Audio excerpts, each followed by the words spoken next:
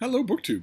Sorry for the odd lighting and the weird angle and whatnot here. I made a barrage of videos first thing today where I did our latest Q&A. Fantastic, fantastic fun.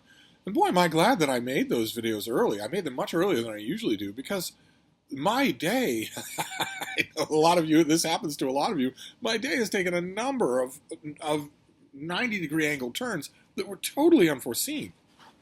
And that never happens to me. Absolutely never happens to me. And yet it's happened 3 times, in one way or another, in the last 3 weeks.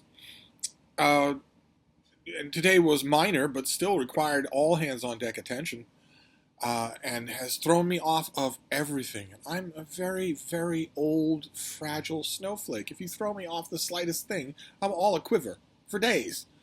So I'm just coming back to my real world here. I'm trying to anyway. And in addition to those Q&A videos, I realized that today is the Mayberry Book Club. Matthew at Mayberry Book Club, a fellow booktuber. That's the name of his channel, and we decided to make his channel a reality, and that once a week we would have a book club. We would just pick something to read all over the spectrum as far as we could, and just come to you every week and talk about it. And this time around we picked a graphic novel, Born Again, Daredevil, Born Again, which is written by Frank Miller and drawn by David Mazzucchelli. And that is a team that we've already encountered. Matthew and I did Batman Year One, which was a graphic novel about the origin of Batman. That was very good. It went a long way to redeem Frank Miller's Dark Knight Returns in Matthew's eyes. And this time around, this month, we're doing Daredevil Born Again, which is the same creative team, only in a different company, the other superhero company. And it deals with Matt Murdock, who is a blind lawyer by day and a costume crime fighter by night, who has radioactively enhanced super senses. No other superpowers. He's a good boxer, a good acrobat, but he is just a normal man other than those super senses. And he fights crime. Stan Lee just assumed that if you could fit into a leotard, you would fight crime or cause crime, one or the other. You didn't just go about your business. And Matt Murdock does. His comic was never one of my favorites. I know this will be scandalous to all of you Batman fans out there, but I really, aside from Adam Strange, I really don't have much interest in superheroes who don't have superpowers. It just doesn't, something seems to be missing there. But I was reading Daredevil at the time that these issues came out because the storylines were pretty good. Daredevil can be very entertaining. He has a fairly good rogues gallery. But this was Frank Miller deciding basically to tear apart the character and rebuild him from scratch. And because he was Frank Miller, he was allowed to do that. That's what this story does. A supporting character from Daredevil's original run, Karen Page, knows that Matt Murdock and Daredevil are the same person, and because she has become a hopeless junkie, she sells that information to her dealer, who manages to work it up the criminal line of communication all the way to the top. And in Manhattan, the chief criminal is Wilson Fisk, the Kingpin, a gigantic bald guy who was a villain of Spider-Man's, in Spider-Man's book. The Kingpin also technically has no superpowers, but he's so immense and so strong and so durable and so devious that he was actually able to give Spider-Man several good runs for his money. He should outclass Daredevil as a villain.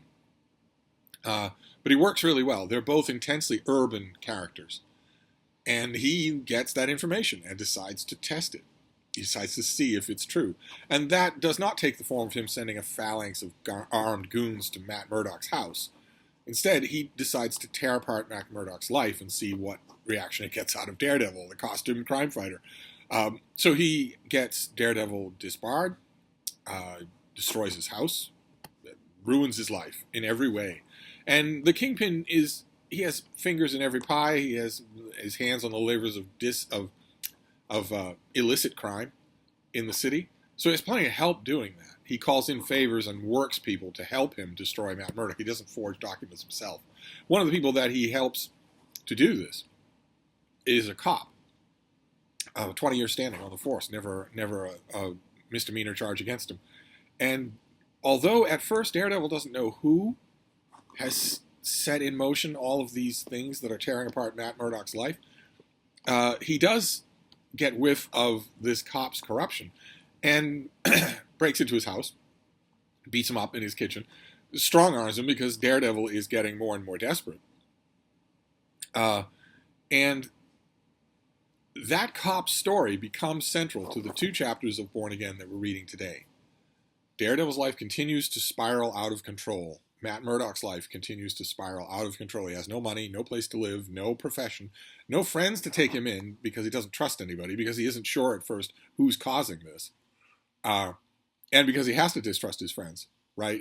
Frank Miller knows he has to distrust his friends in order for the story to work. If he has people who can just take him in, who he can confide in, then the story goes away. It just doesn't happen. And the same thing is true with a decision that a feverish Matt Murdock makes in the chapters that we saw last week. He eventually realizes that the Kingpin is behind these things and goes to his tower to confront him physically. And that should never go any but one way. I know that there are Daredevil fans who will say otherwise, but that confrontation should never go any but one way. Daredevil shouldn't have a chance against the Kingpin in one-on-one combat. But one-on-one combat happens, and refreshingly, Frank Miller has Daredevil, Matt Murdock, lose. He gets the stuffing beaten out of him.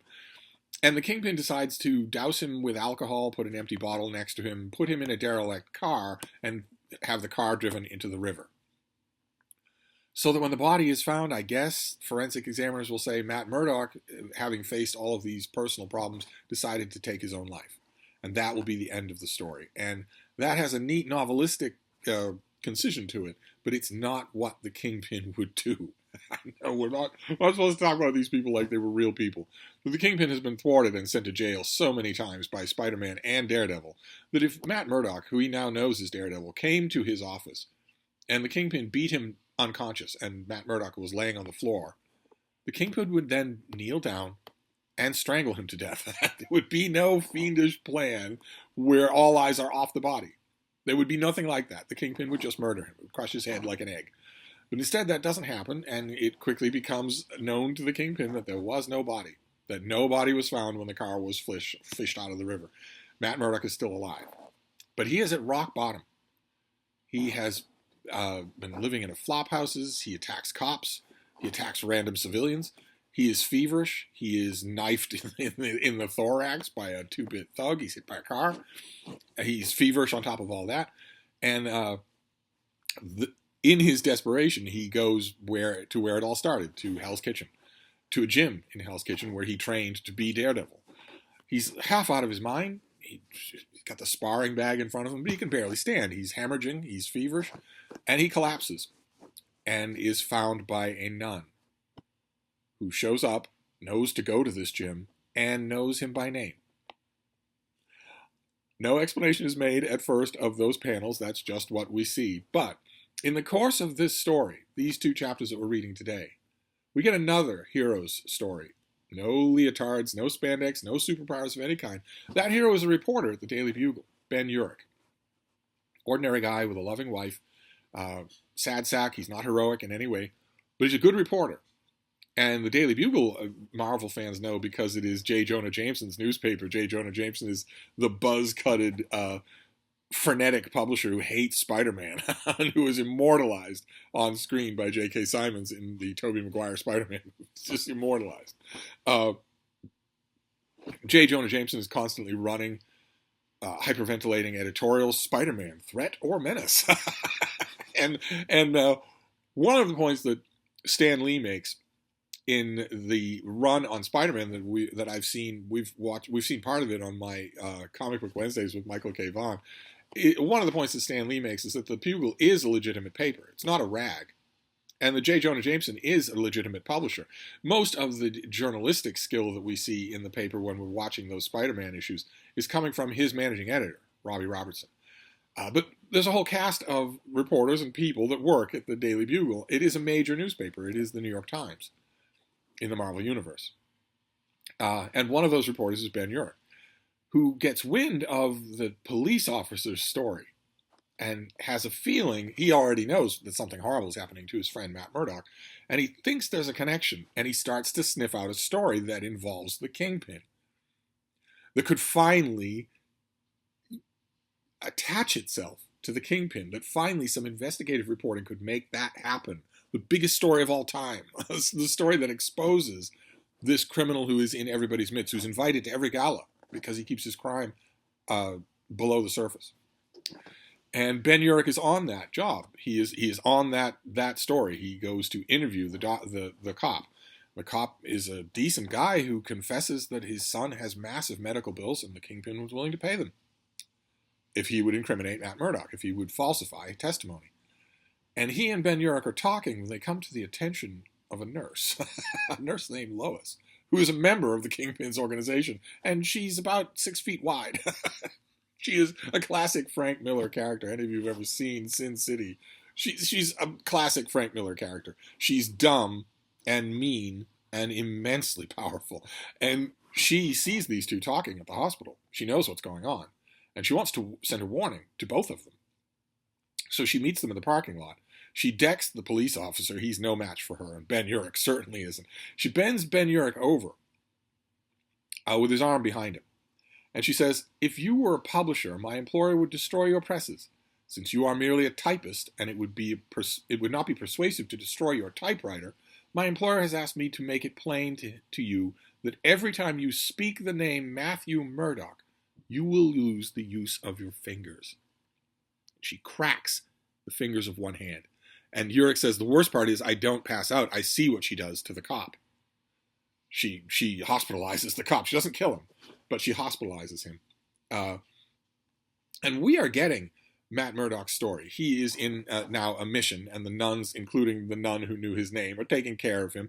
Miller lavishes all the Christ-like image in the world. We get this crucifixion image, but the last image of the previous issue, we get a Pietà. This is pretty ham-handed. Miller is a ham-handed writer. If you're going to like him, you have to like him despite that. And the plot line continues. We see that threat has worked. We see Ben Urich at home with his wife, and he's terrified. His hand is in a cast, and she's saying to him, "They'll kill you. Do you know that? They'll kill you. You'll die for..." And he says, in tiny little letters in his word balloon, he says, "Don't say the name. Don't even think the name. It's so very important that we don't even think the name." Completely beaten. Look, Mazzucchelli shows us no details on his face. He's just completely beaten. And that story is unfolding while we're getting the story of Matt Murdock slowly recovering. He has hit rock bottom. The first of the two issues that we're looking at today, we see him in a dumpster, sleeping in a dumpster. He has hit rock bottom. Beaten, stabbed, hit by a car, feverish. He has nowhere to go but up. And he is saved by a Madonna figure in the quite literal sense.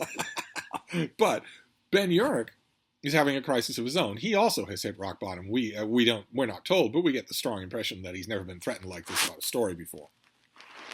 And we get a great scene where Frank Miller decides, well, I don't care how much comedy Stan Lee got out of J. Jonah Jameson. He'd still be a real person, and he would have real opinions.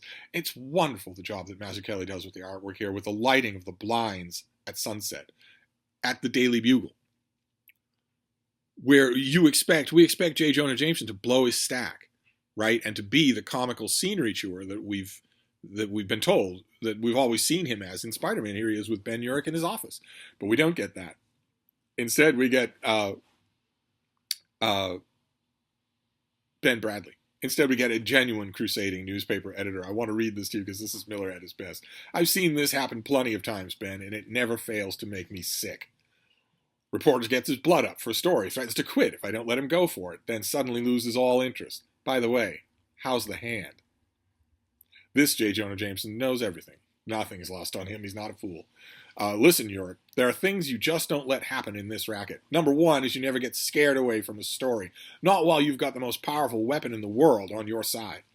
This is 5 million readers worth of power. It can depose mayors. It can destroy presidents. And it's been due to get aimed at the Kingpin for years now. You better do it. You're lucky I don't fire you. Get out of my office." That is awesome. That is a J. Jonah Jameson you can really live with. But Ben Urich isn't even out of the office a minute when a very inconspicuous janitor says, "Good job. Good decision to get off this story." Kingpin's henchmen are everywhere. Your Ben Urich is being watched at all times. He knows not to say the word Matt Murdock. And there is a great sequence here. Just great. where he's at his desk in the Daily Bugle's newsroom when he gets a phone call. It's a phone call from the cop who is in the hospital. He's in traction. And I want to tell you how I helped the Kingpin to frame Matt Murdock. The cop has also had a dark night of the soul. And he's on the phone with Ben Urich. And the patter of the newsroom is going on all around Ben Urich. He hasn't been doing his work. He's been badly distracted. There's all sorts of work that needs to be done. There are deadlines that are coming in mere minutes. Robbie Robertson, the very character that I mentioned, that guy right there, is telling him, you better get off the phone. We have things to do. You're at work. You better get off the phone. He's the managing editor. This all comes down to him. But while the cop is talking to him, the cop says, oh, no. Because the nurse is entering his room. She takes the phone and tells Ben Urich, I want you to hear this. As she kills the cop while he's on the phone. Look what Mazzucchelli does. He brings us closer and closer and more exaggerated and cartoonish. Look at the lines down the face there.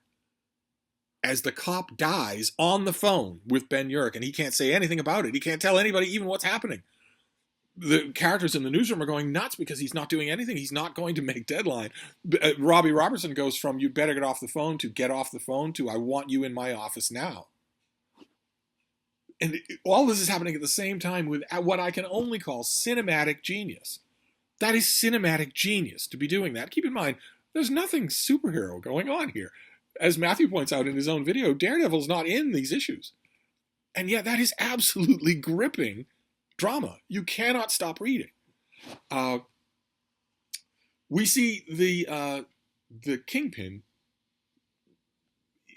apparently the picture of contentment, but he knows that this isn't right. He knows that something is wrong. He knows that something is building. That he has made a far more formidable enemy out of Matt Murdock than Matt Murdock ever was originally. And at the same time that he's realizing that, and at the same time that Matt Murdock is bouncing back, he is recovering, Ben Urich has his own moment. Ben Urich also reaches rock bottom and decides that a hero has nowhere to go from rock bottom but up. He sits in a park bench, he takes his cast off, and he says, Matt Murdock. Because he won't be cowed either. The Kingpin realizes that there are forces gathering against him that he himself set in motion. Classic stuff. And the issue ends with Matt Murdock sitting up. He's much better. His fever has broken. And he has a suspicion about this nun that seems to know everything about his super senses. She seems to know everything about how to treat him. She says, her name is Maggie, and he says to her, Maggie, are you my mother? Now, remember from last time, Batlin Jack Murdock, Batlin Murdock, Matt Murdock's father, raised him alone. We're given to believe the mother is dead. He says to her, I remember reading this when it was on the issue, when it was on the stands, and I read this, are you my mother? And I thought, wait a minute, no one's ever done this before? No one's ever thought that maybe Matt Murdock's mother is alive? And he says to her, are you my mother? And she says, of course not, child. And he says, a heartbeat can tell you a lot. Hers just jumped. She's lying. That's how the issue ends. With a literal Madonna figure saving Matt Murdock from rock bottom. But we've seen this trajectory just in general. That even happens with Karen Page in this issue. She and Foggy hug out of old friendship in the middle of the seediest dive bar in the world. Even there, redemption starts to make its appearance in this issue. For Ben Urich, I think in the most effective subplot in the whole graphic novel, also for Matt Murdock, and for his mother, and for Karen Page.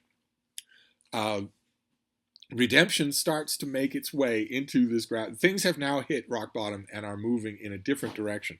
There's only one character who has not had redemption yet, and that is Daredevil. Not Matt Murdock, but Daredevil.